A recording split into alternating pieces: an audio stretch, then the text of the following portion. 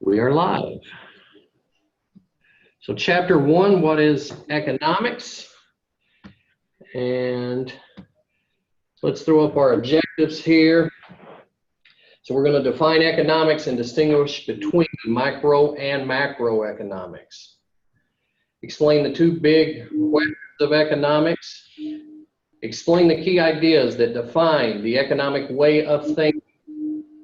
And explain how economists go about their work as social scientists and policy advisors.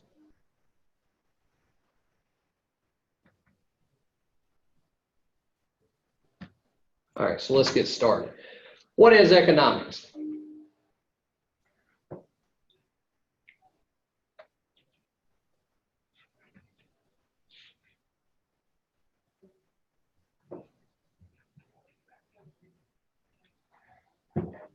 Just kind of had a quick introduction here already tonight, and now, how would you define economics? Let me ask you, is it about business? Yes. Is it about government, politics, or jobs? Yep. Is it about why some countries are rich while others are poor? Yep. You are correct. Economics is all of these things. It is the study about individuals' actions and the consequences they have for those actions. So in prepping this for your own learning styles, I'll ask you tonight to think about some of the decisions you've made recently and what were the consequences. And when I say consequences, do not assume just negative, but what were some of the consequences of those actions? Now, why are you in this class? Why are you seated here tonight? It's a requirement. That's what I expected you to say. Sorry. No, that's what I do expect. It is a requirement. But why should we concern ourselves with studying economics? It's important to know. Just as I said, it's about what the decisions you make and the consequences that you make. Throughout all of life, every single day, you are going to make decisions. These decisions are going to come with challenges, and the challenges you face are going to have consequences. And through an understanding of economics, you are going to be better prepared to meet those challenges and understand the consequences of your actions. So I say we study economics because my belief in our lives, this can be one of our most important guiding principles.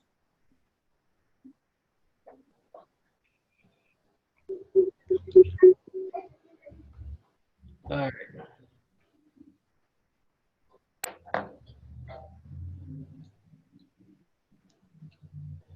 And here we go. Macro versus micro.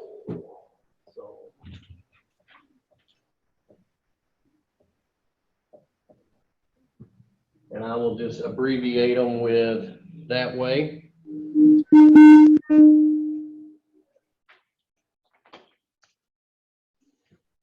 Write a little more legible.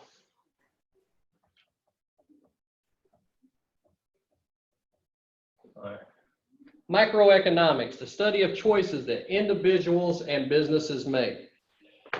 The way that choices interact with the markets and the influences of government. Give me an example of a microeconomics headline.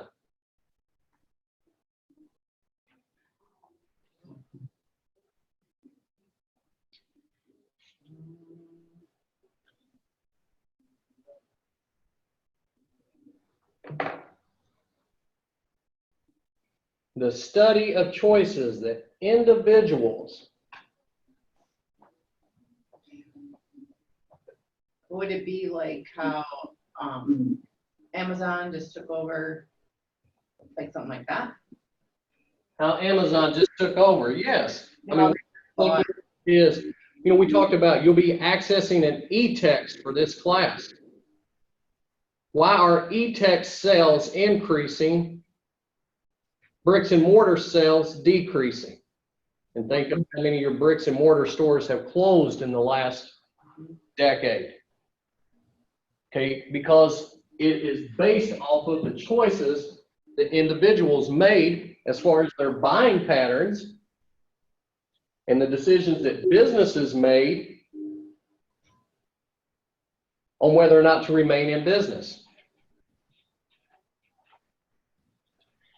Now, macroeconomics. That's more nature. The study of the performance of national and global economies.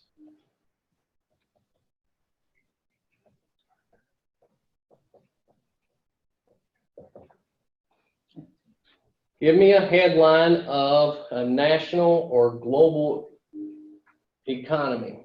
Specifically, what would be one that we could coin under a macro headline? Unemployment rates? Unemployment rates, exactly. Why are unemployment rates falling here in the United States? Good job.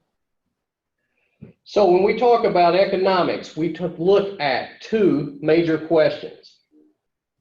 How do choices end up determining what, how, and for whom goods and services get produced? When do choices made in the pursuit of self-interest also benefit social interest? So we want to concern ourselves with who, well, how much, and for whom goods and services are being produced. So at first, what? All right, this is kind of taking a look at agriculture. Right now, agriculture accounts for less than 1% of total U.S. production. Manufactured goods, 22%, and services for 77%. Contrast that to China. Agriculture accounts for 11%. Manufactured goods, 47%, and services for 43%.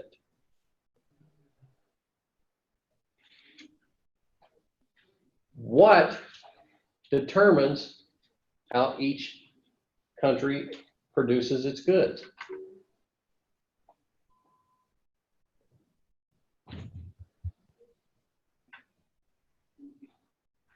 The need, the demand? Demand. What are citizens demanding?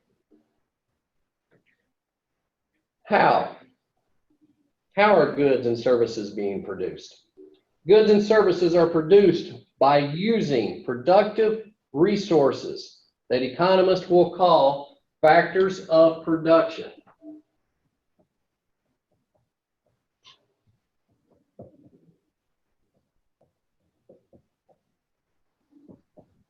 What is our first factor of production? Land? Land. Here is what we will refer to as gifts of nature.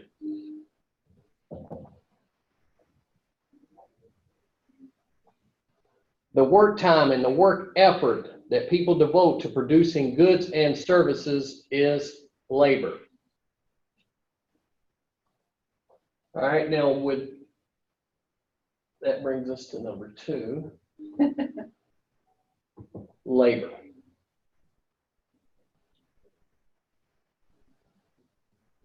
All right, so just think of this as work efforts. Number 3, Capital? capital. And I'm always quick to say we do include human capital under this. But the tools, instruments, machines, buildings, and other constructions that businesses use to produce goods and services are capital. So these are the investments. And I don't want to say the investments, let's just say these are the actual physical tools that we use. What would be a capital factor of labor here tonight?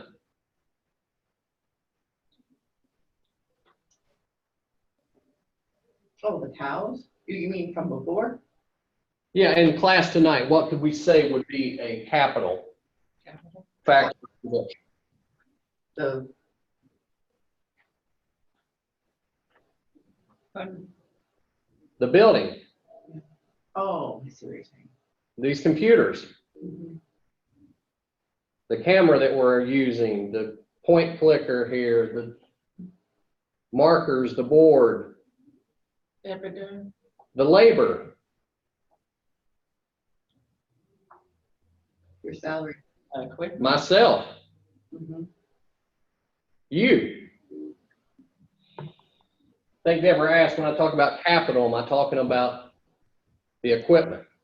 Remember the definition, the tools, instruments, machines, and buildings. Those are all examples of capital. So the tools that we're using here, we just named those. For labor, myself, you. The land, these are the gifts of nature. Think about not the building, but think about the dirt. If we dig down under the floor, the dirt that sits on this building. All right, and then number 4 is what? Entrepreneurship. Entrepreneurship. It's going to take someone to go in and organize these 3 items. So this 4th factor of production, the human resources that organizes land, labor, and capital. So we will call this the organizer.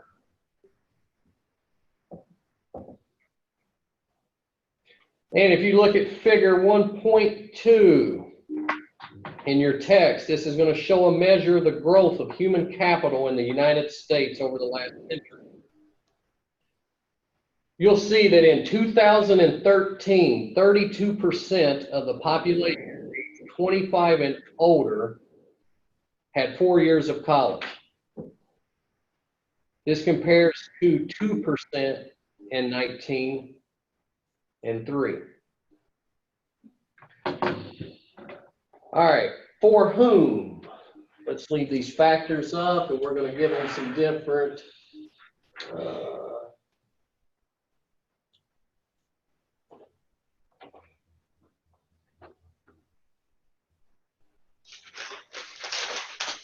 and we say that land earns what? Rent. Rent. So for whom gets the goods and services? Depends on the income that people receive. And we say that land earns rent. Believe it or not, I am earning a wage for being here tonight and speaking. Capital earns interest. And finally, the entrepreneur is going to earn profits.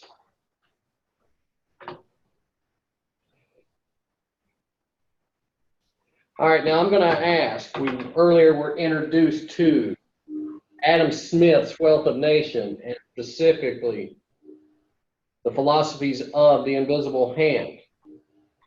And I want to ask, do our choices that we make right now in the pursuit of self-interest also promote social interest? Every day, here's some statistics, 32 million Americans and 7.2 billion people in other countries around the globe make economic choices that result in what, how, and for whom services and goods are getting produced. Now remember, these goods and services are being produced by people that are in pursuit of their own self-interest. As economists, we're going to ask, are they also promoting and helping promote social benefit? So self-interest, the choices that you make are in your self-interest. These are the choices that you think are best for you. Social interest. Who are we thinking of?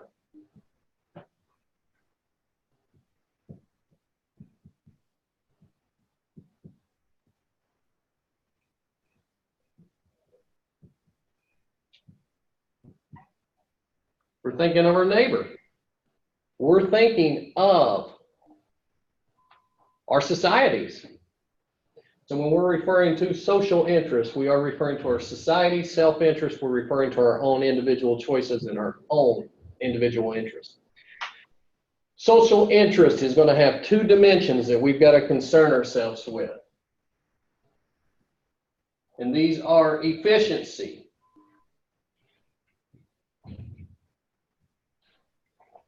and equity. Okay, so when we refer to efficiency, we are saying that it is not possible to make someone better off without making someone worse off. Equity, fairness. And this fairness among economists are going to have two shared views. The idea that the social interest requires fair shares is a deeply held one. How do you define fair?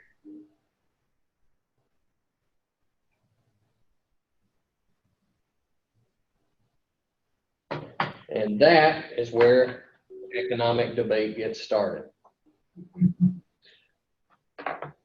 That is where government gets involved.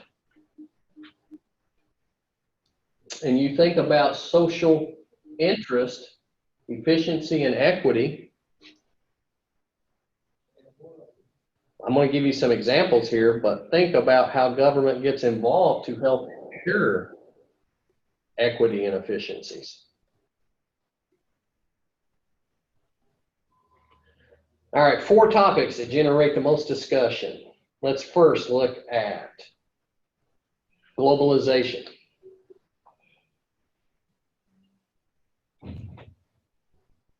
All right, today's economy, without a doubt, fully running and dependent on a global.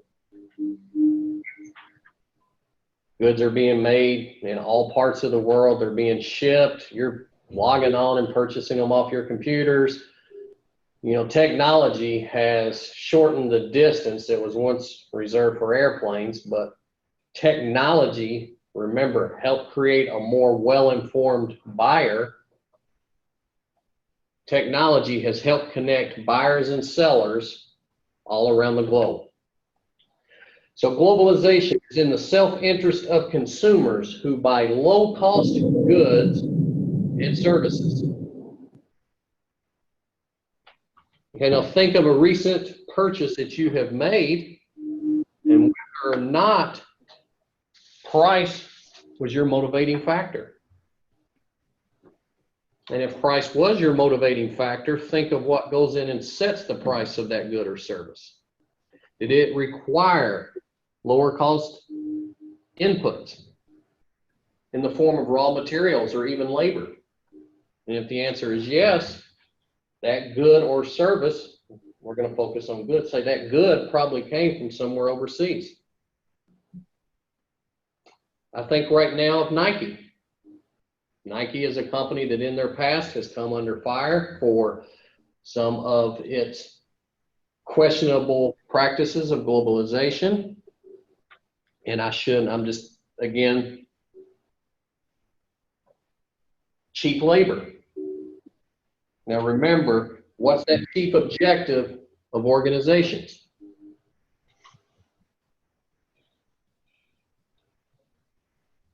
What's the chief objective of a business entity? To make money, to earn money. Not to make money, not to earn money. Let's take it one step deeper. Maximize. To maximize profit. All right, so I ask you, if Nike is in pursuit, or any manufacturer of a good is in pursuit of maximizing profits, remember, to maximize profits, we can only do one of two things. We can raise revenues, raise the price of what we're selling, or we can lower all of our cost of goods, everything that we're having to put into that process. Labor being a larger piece of the inputs, Nike is going to go out and attempt to lower the wages that it pays to manufacture its shoes.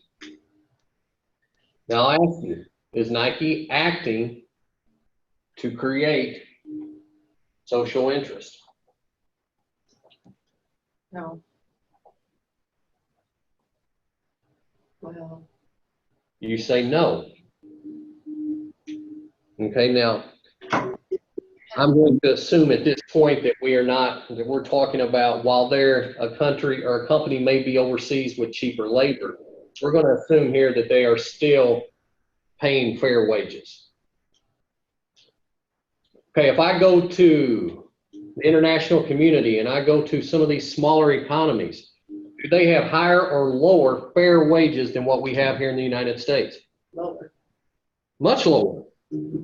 But yet when a company like Nike comes in and pays that lower wage compared to us in the United States, it's most often a very high wage in that own international economy.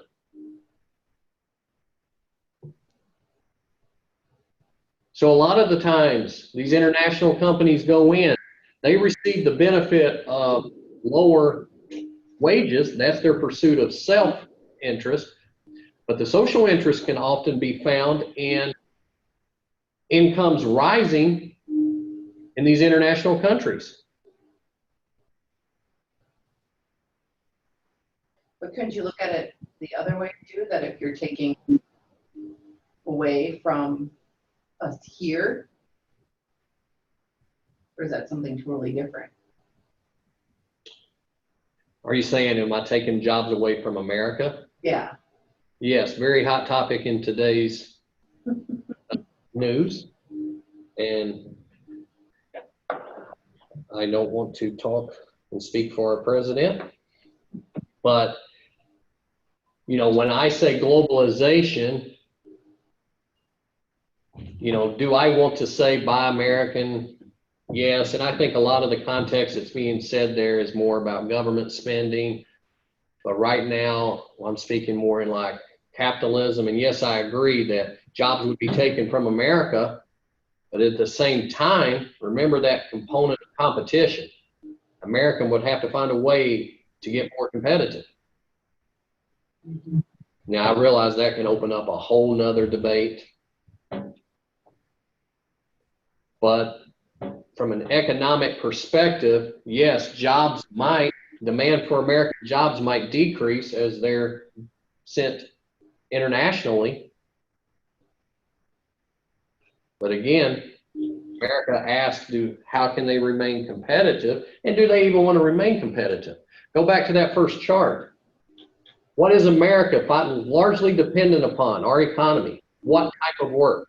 Services. Services. So these manufacturing jobs and assembly of shoes, while it was a bigger piece in prior centuries, it's a less relevant in our economy today.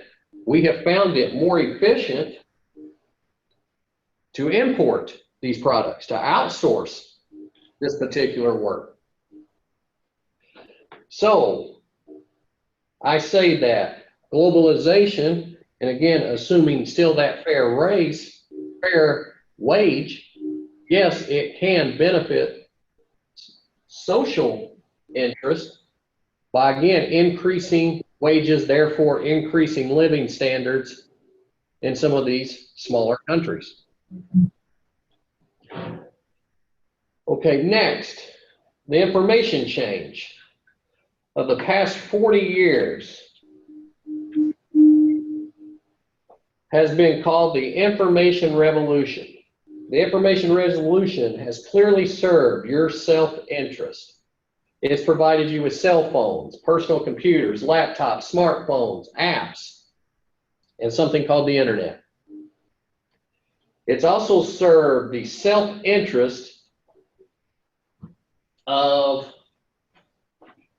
Bill Gates.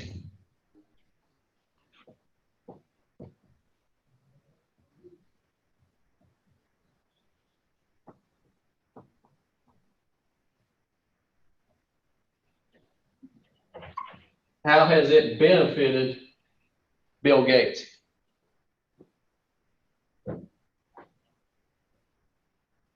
Well, you might say, Charlie, it helped him become the world's wealthiest individual. And I would say you are absolutely correct. But as he was on his way, as Mr. Gates was on his way of becoming the world's wealthiest individual, did he create and did Microsoft create social interest? Well, again, if you think that you benefited by all of those items that I just said, then I would say yes. Their efforts did help create social interest and helped increase social interest. Not only here inside the United States, but again, as these products and all of these items that I just previously mentioned have been shipped overseas, you know, they've also expanded and also spurred further innovation. It helped connect, go all the way back to globalization, but how did we connect? Well, it was through this technology.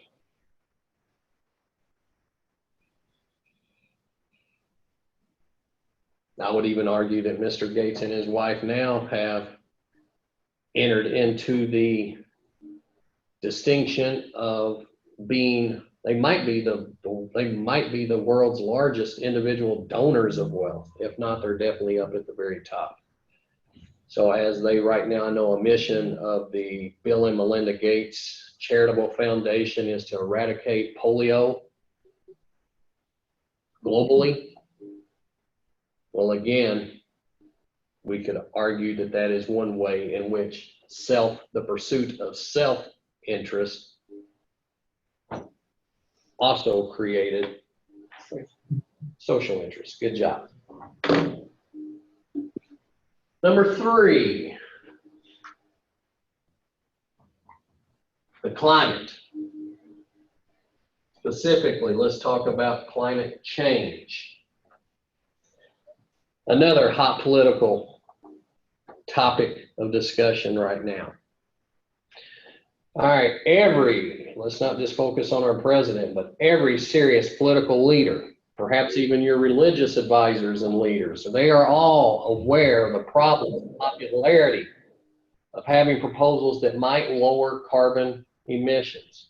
Wall Street's even caught wind and come up with something you may have heard of, ESG, environmental, social, and government funds. So investments that pursue ethical, and how do we define ethical, but ethical environmental investments and socially kind, and those that exercise good government. It's a hot item right now. Burning fossil fuels to generate electricity, here's some statistics, and to power airplanes, automobiles, and trucks, pours a staggering 28 billion tons, or 4 tons per person, of carbon dioxide into the atmosphere each year.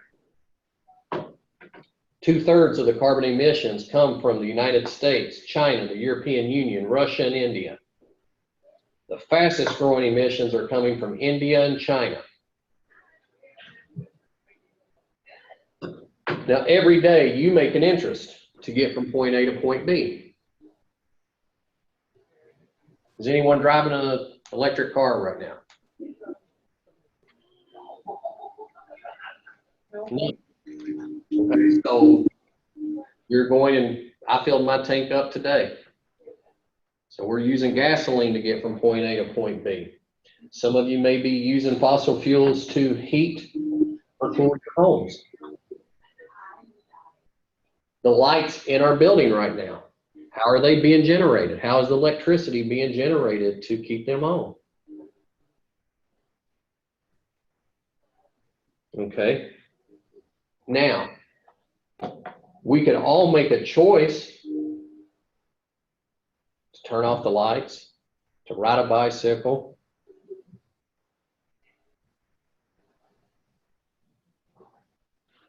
but can each one of us be relied upon to make decisions that affect the Earth's carbon dioxide concentration, and promote social interest.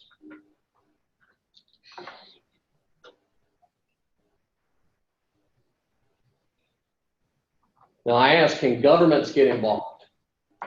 And here's where we're going to start talking about government. Can government come in and help create incentives? Yes. Yes. So again, this is where we're going to look at government's role in helping promote efficiency and equity. I want you to be aware though, inside government, you are going to find selfish individual bureaucrats. Every government has them. We're going to ignore the effects of those individuals, the negative effects of those individuals, and we are going to focus on how governments are intended to work. All right, now the last, economic instability.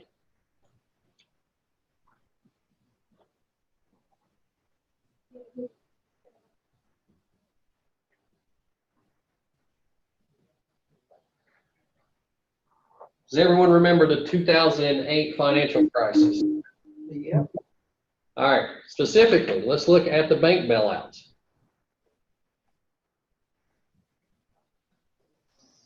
Now, our government intervened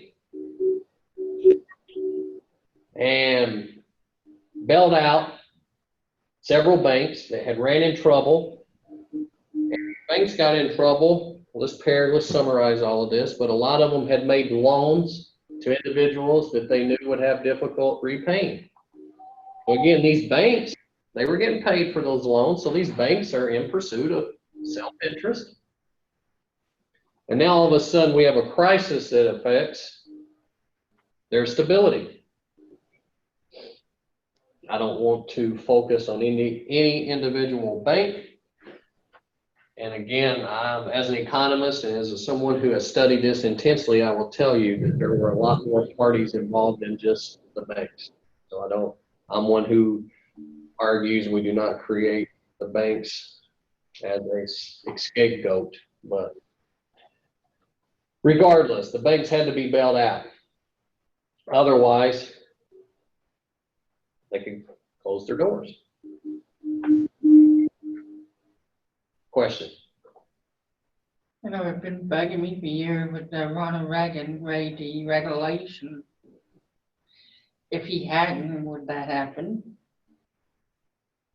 Ronald Reagan and his role of When he was the deregulation. president, he raised the regulation, you know, like lifted and let them do whatever they want to do. Well, let's not even go to Ronald Reagan. Let's go back. It's a different discussion we'll have off camera and kind of off outside of this class. It doesn't pertain, but you know, it wasn't Ronald Reagan's administration that affected this. That's from what I heard. No. No, it ain't. No. I mean, we started seeing the changes probably in the late 90s is when groundwork for that recession started really brewing, somewhere around the mid to late 1990s. Yeah. All right. So I don't want to pick on. What I'm saying is, if it had never happened, it would never happen, right? Well, again, I can't speculate on what would it have ever happened. Again, there were a lot of things involved. There were a lot of moving parts. You know, again, I do not say, let's blame it all on the banks. I don't say it, let's blame it all on No, I'm not. corporate. I realize it's funny, this will be recorded and stored, but I don't blame the banks. And I'll also blame the government. I mean, I question, did we need that bailout? Time has allotted me to ask time to study and ask that question. Did we as an economy need, and I'll preface it with need, that large of a bailout? Did we even need a bailout? Could we not have just relied on this capitalistic model, this free market, to work itself out? Now, I don't want to say that our government should have risked using that, but I think time has told that economic bailout was perhaps less effective than what we might have thought at that time. It did give large and widespread confidence, though, that our government was taking action, and I do think that was very important.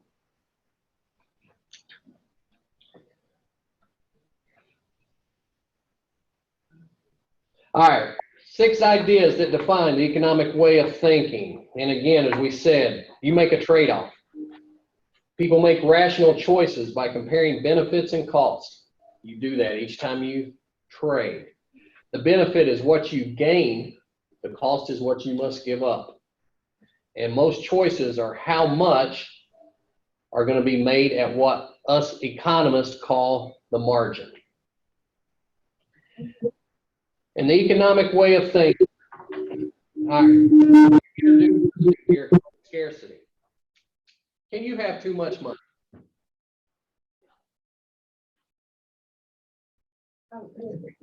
Someone's shaking their head here, but let's just say, what limits your consumption?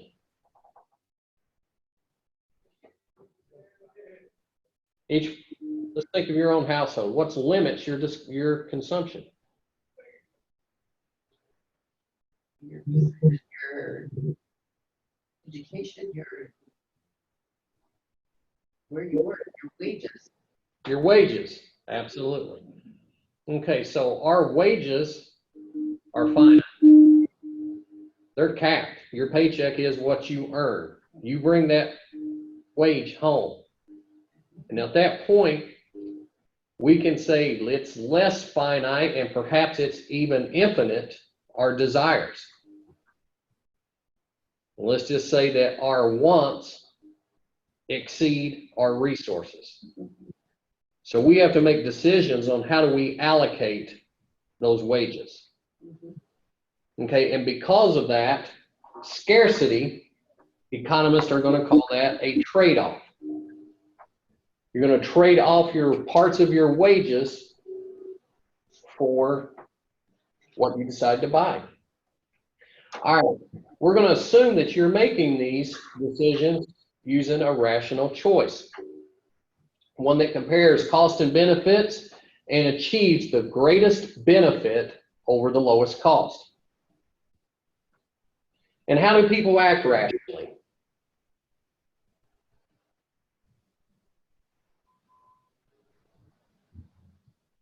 How do they act rationally? Yeah, how do you act rationally? Live within your. Well, I think first we would start that discussion on, you would ask yourself, what can I gain?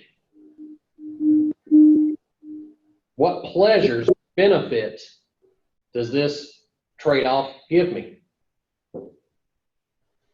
So again, think of how you spend your paycheck, and hopefully you're allocating that toward the items that give you the largest benefit. It's also going to be affected by your preferences. Now that doesn't say that you're going to go always out and buy the lowest cost good or service or the cheapest valued, but you might have a strong personal preference that you weight higher than price. You know, I give an example all the time of ketchup. I know Heinz does not deliver the lowest cost ketchup on the grocery shelf. But I'm a Heinz ketchup type of guy. And Heinz ketchup will always be in my refrigerator.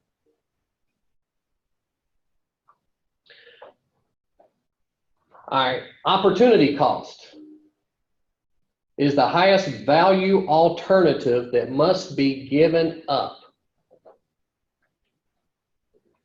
So let me again put a star right here.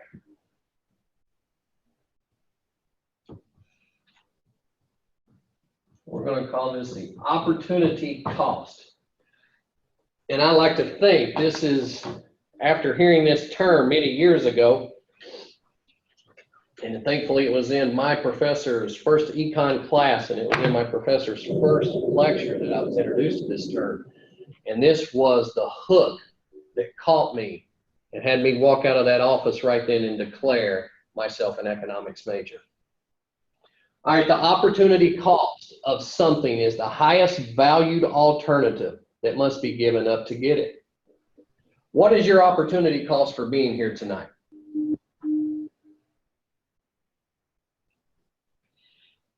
Time. Time. What would you be doing with that time? So you would ask yourself, if I were not in this class tonight, what else could I be doing with this time? And now list all of those alternatives, and whichever one you put the greatest value on, that is your opportunity cost for being here tonight. Okay, so if I was not lecturing tonight, where would I be? Earlier, I might have been on the golf course. Again, I see it just over the horizon. I might choose to be at home. All right, with my daughter turning 5 this week, spending time with my daughter, spending time with my wife. Okay, that's probably going to be the opportunity cost right now for me being here.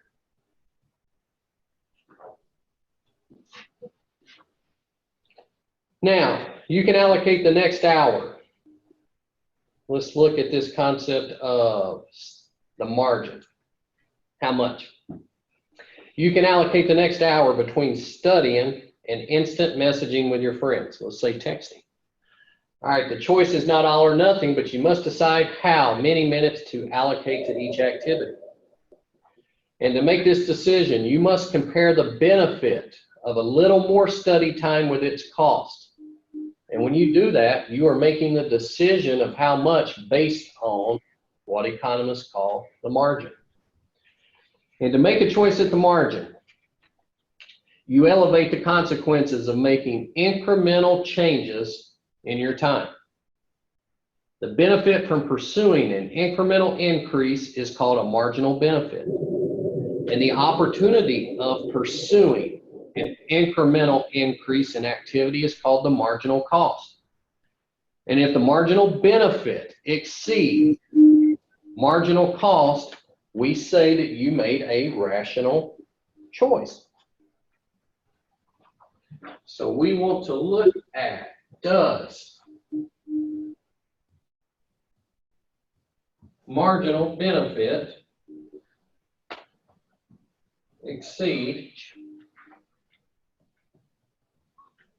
marginal cost?